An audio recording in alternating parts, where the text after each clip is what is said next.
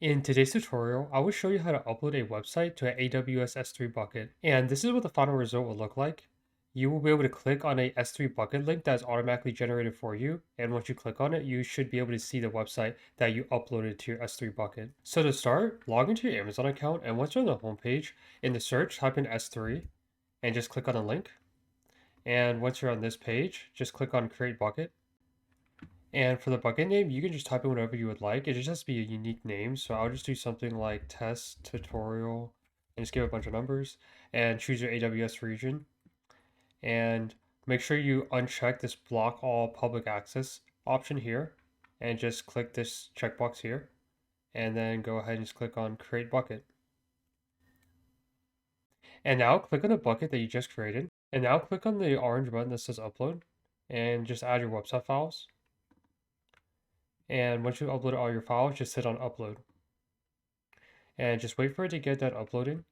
And once it's done, you can just click on close. And now click on the property settings and scroll all the way down until you see the static web hosting section and just click on edit. And now click on the enable option.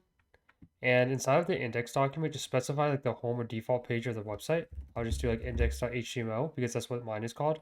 And just hit save changes.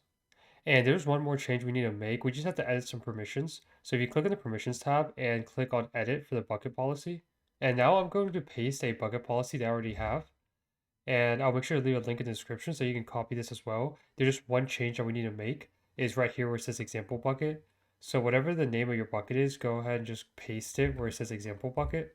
And once you've done that, just go all the way to the bottom and hit save changes.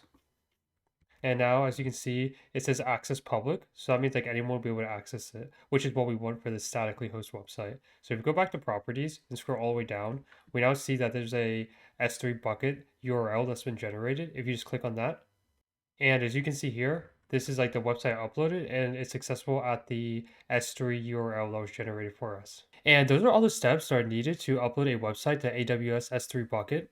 Hopefully you found this tutorial helpful. If you did, please like the video and don't forget to subscribe for more content.